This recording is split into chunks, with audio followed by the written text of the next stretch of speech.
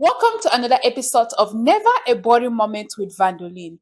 Please do like, share, subscribe, comment, and make sure that you hit the notification button.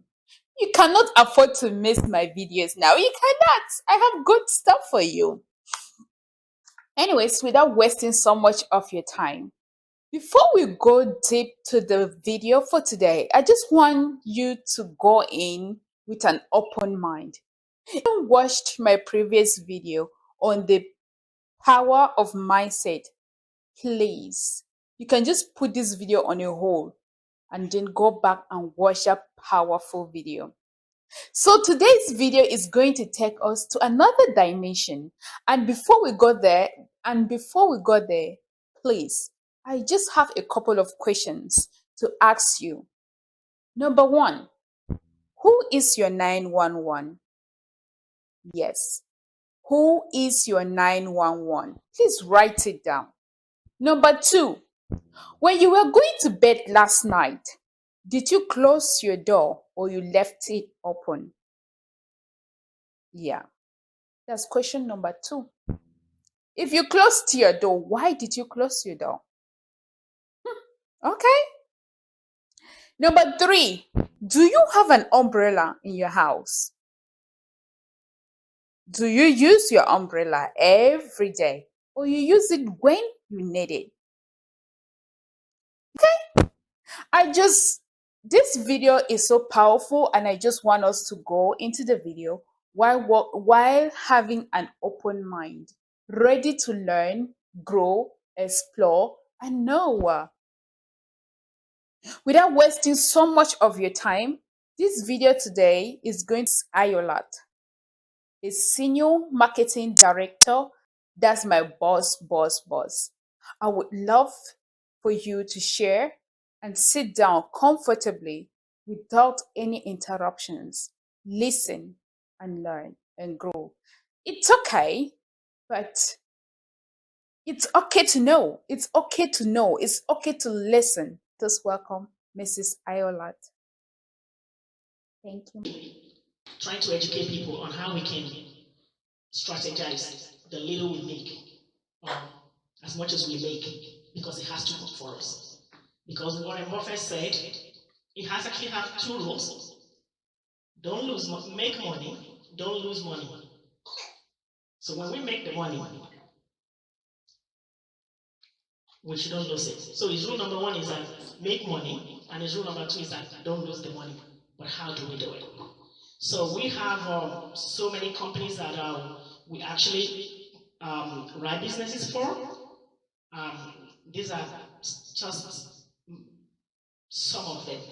I mean, there are many. And of course, we have the power of choice. If a client tells me today that, oh, you know what, I would want to specifically go with this company, that's what I'm going to do, because they have the power of choice. Mine is to add value. Mine is to make sure that no family is left behind and every family is doing well. So, I choose this topic today: harvesting abundance. How do we harvest abundance? By cultivating prosperity through strategic wealth accumulation, wealth protection, tax advantage portfolio, and legacy transfer, which is important. What are the objectives for today's discussion? Our objective for today's discussion is to provide education on income protection. That hard-earned money we're making, how do we put in protection on that asset? Provide strategies on retirement planning, provide information on business planning, utilizing a powerful asset called Index Universal Life Plan, and to give information on tax benefits. I'm going to provide information about how we can fund our children's college using plans. I'm going to provide information on strategies in leveraging life insurance, retirement planning to build wealth, and provide education on estate management and provide business opportunity. What we do is significant in the community. Whatever field we are right now, even though our mission is to serve, we know we have to have some commission. But it depends on what we have behind our mind, because action shall be judged according to intention. So the intent is to serve humanity. But do I get paid? Yes, I do. But mission comes before commission, because our mission is no family left behind. Our mission is to see our community do better, because we are actually late to the party. Everything we're going to talk about today has been in existence for over a century. How come we didn't know about it? And for us that have known about it, heard about it, have we done something? If yes, I congratulate us. Can we do more? Yes. And if we haven't, or we're still thinking about it, today is another day. Let me pause for a second, because I really want this to be an interactive session, because honestly, it's not going to be teaching class, it's coming together to dialogue, to discuss, and to see which way we can move forward, because everyone's opinion in this room today counts, and we all have voices, and this is why we're organizing this seminar, so that we can come together, to dialogue, to discuss, to see where we're coming from, to know, our mindset about everything, and to gain more information so that we can ask questions, because like Mr. Ademeke said, we need to start asking questions. That's the only way we're going to grow. We have to ask questions. So, can anyone please volunteer? I don't want to call, because we're family sitting here, is a room of dialogue. Can anyone please tell me what could ever be their greatest risk in life?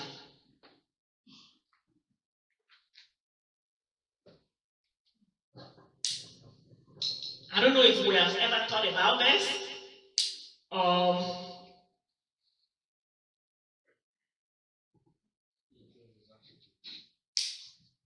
say loss of job. Thank you. Might not be the greatest, but loss of job is not bad. Thank you. And for my uncle, what could be the greatest risk in life?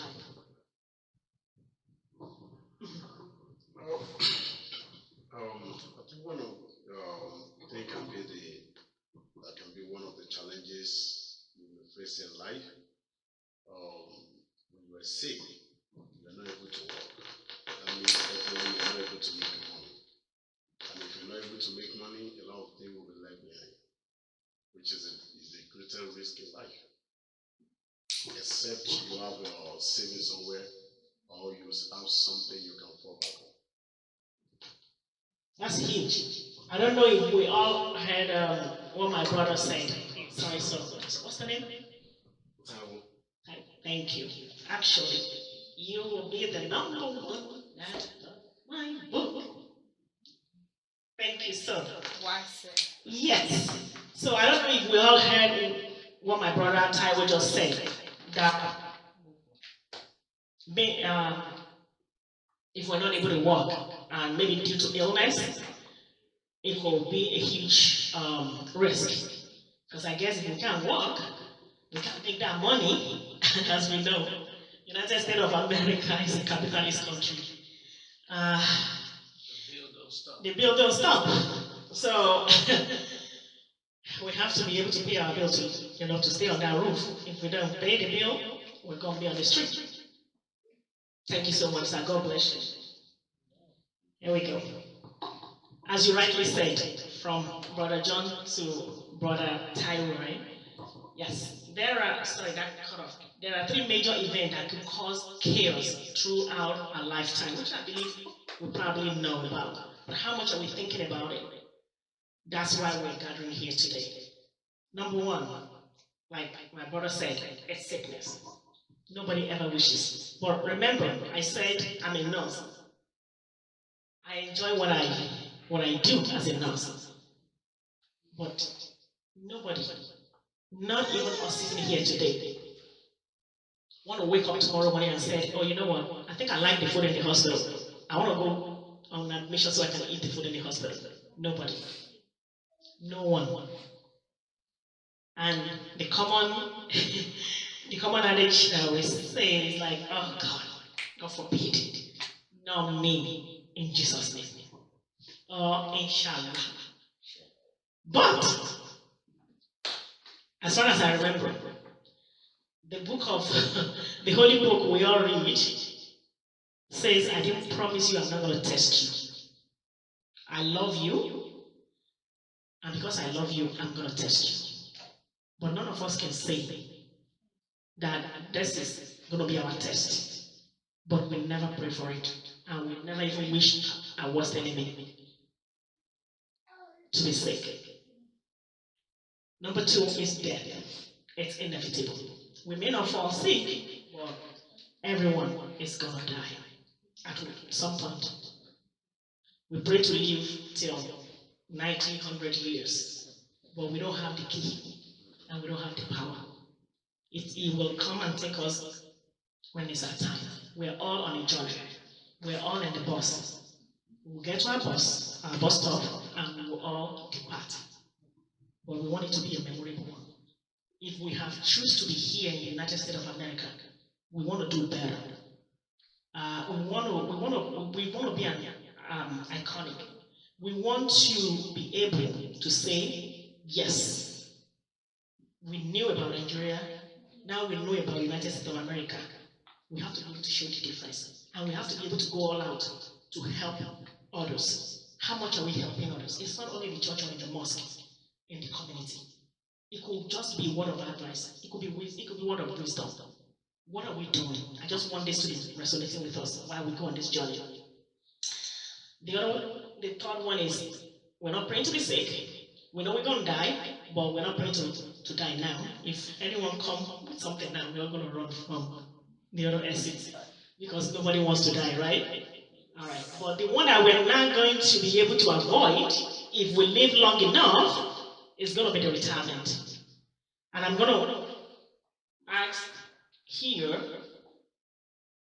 how often are we checking or are we doing analysis on our retirement plan? If we're doing it at all, how often are we doing it? So I want all my brothers and sisters to please pay close attention to the screen. You can take a screenshot of that.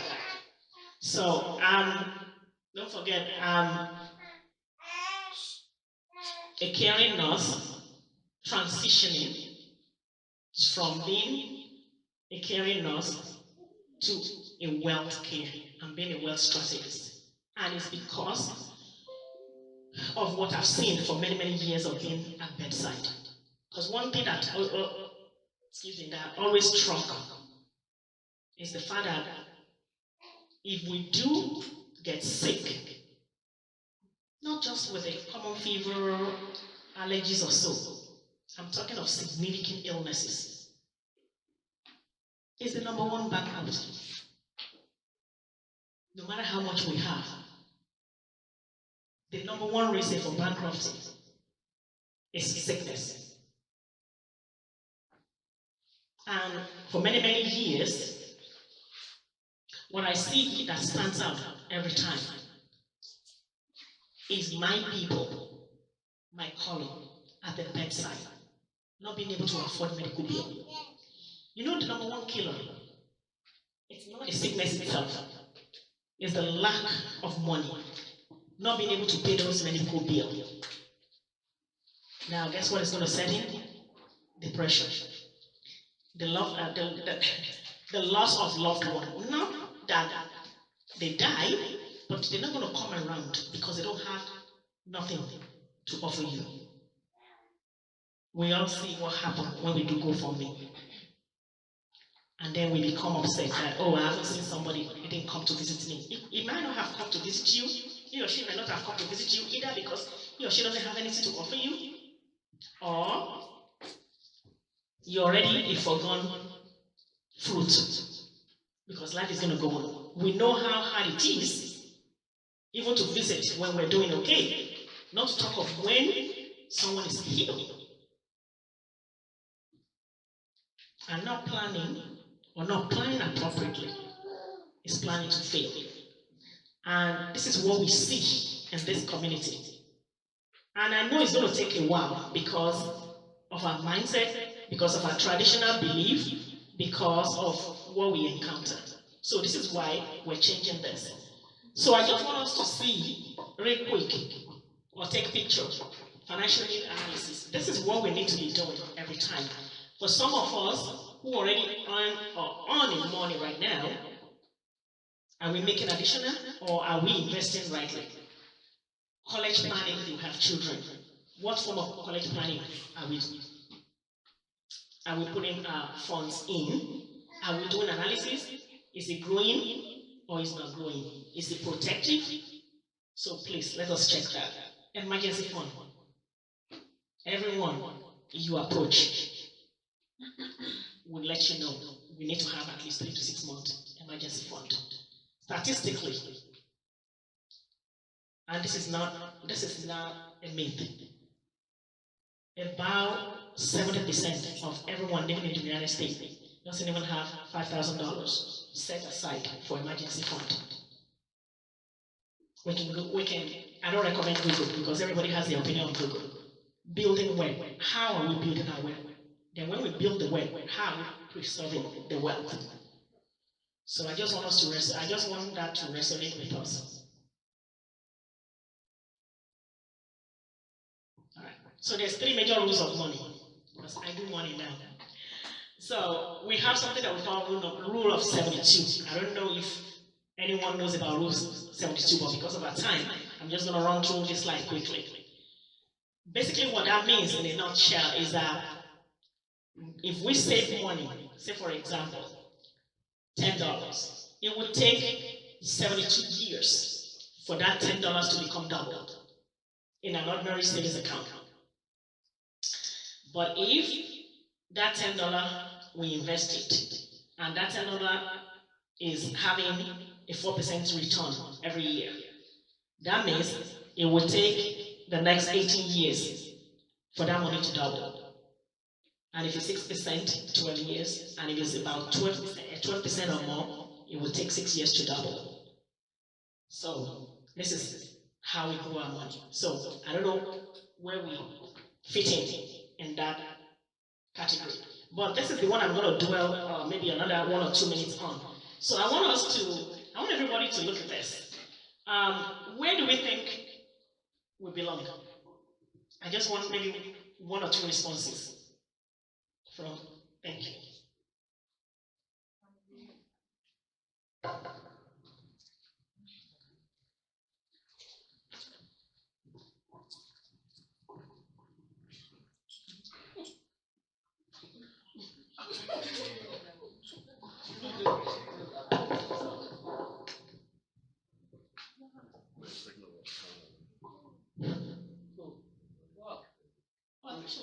We belong in family A. No. It's a family A. Oh, yeah.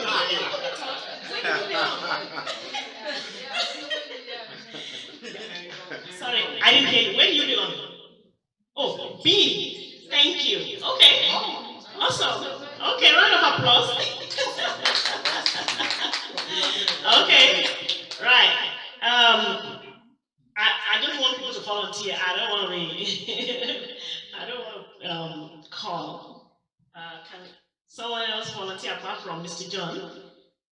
Where do we think? I mean, this is a safe zone. We're here to dialogue. We're here to interact. We're here to smile, laugh about it. As for me, I'm transitioning to family B. All right. Well, where do you belong right now? As of today. Family A. Thank you. Okay. So as we can see, this is statistics. This is real. So family A, which I still belong, as I'm speaking here today, even though I'm a wealth strategist, and this is why I'm doing this, because now I've done nursing, and I see what goes on nursing. It's a beautiful profession. I love what I do. I will continue to do what I do. But we can do better. And if we don't know what we know or what we need to know, there's no way we can do better. So, middle class, where any 100,000 or less, we have a job. Or we're looking for a job, right? Then the common 401k plan, which I believe we all know about, because guess what? I don't know if you know, I haven't seen any wealthy individual in America doing 401k plan, and I'm being serious. But is it good to do? Absolutely 100% yes, especially when they are matching. If they're not matching, knowing what I know today, there's no point. But if they're matching, it's okay. We just don't maximize it. Term life insurance, because most of our job offer time life insurance. So, and it's cheaper, so we go for it. But do we understand what time life insurance stands for? So, it's just to call us, to attention. Rent a home. We're lucky. If we're not renting, we have a mortgage. Then we know what comes with mortgage, because everything you borrow have a compounding interest, and so is our investment strategies as well. So what do? For me, I'm a husband. After being in a mortgage for about 4 years, I think it was last year, so we needed a report, and then we called them, and then they issued the report. Behold, we looked at our statement, and it says we've paid, like, let me take a random number, say 50,000, right, on interest rate. And then I look at the principal that we've paid so far, and we've only paid about, I'm not kidding, we've only paid about maybe 18,000.